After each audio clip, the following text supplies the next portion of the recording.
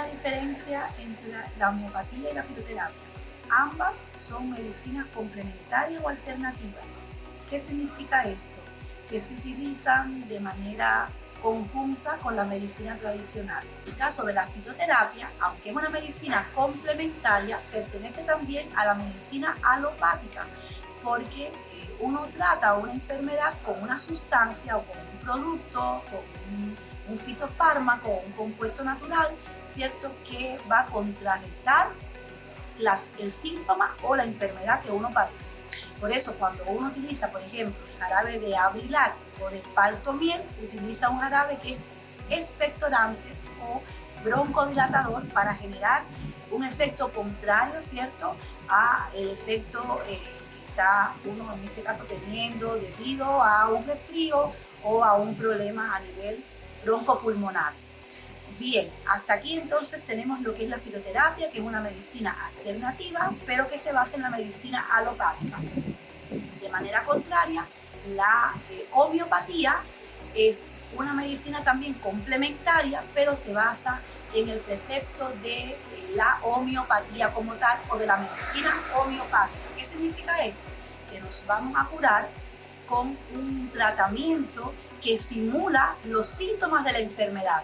Es decir, que si yo tengo alergia, me voy a curar con un medicamento que va a producir los mismos síntomas de la alergia a una dosis elevada.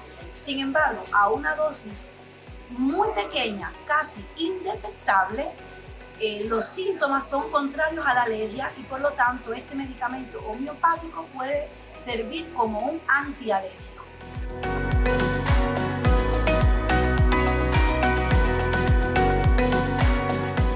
Bueno, ya que hablamos de medicamentos homeopáticos y fitoterapéuticos, ¿cualquier persona puede utilizarlos? En realidad sí, cualquier persona podría utilizar ya sea un medicamento homeopático o un medicamento fitoterapéutico. El problema no es el tipo de medicamento, el problema en realidad es el tipo de planta, ¿cierto? Las plantas o los componentes que se utilizan para hacer el medicamento. Entonces, dependiendo de la planta que se utilice para hacer el compuesto fitoterapéutico, si una persona presenta alergia a alguno de los componentes de esa planta, o sea, de esa especie vegetal, o si alguna persona está en un tratamiento concomitante convencional, ¿cierto?, porque tiene otra patología con algún otro medicamento, ahí habría que revisar si hay interacciones entre el medicamento convencional y la planta, ¿cierto?, que se creó para hacer el preparado fitoterapéutico y qué repercusión puede traer en la salud del paciente.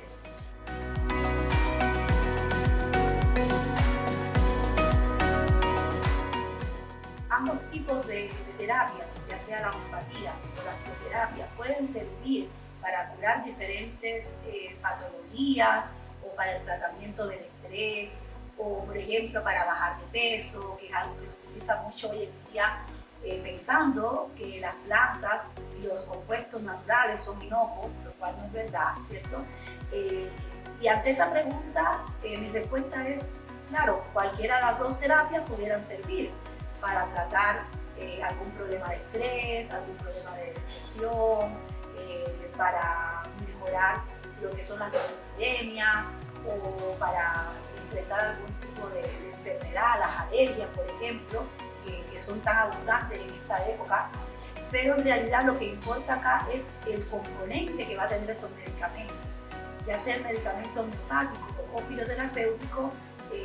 Depende mucho el efecto que tengan de la planta, el tipo de extracto, el tipo de parte de la planta que va a estar presente en ese medicamento.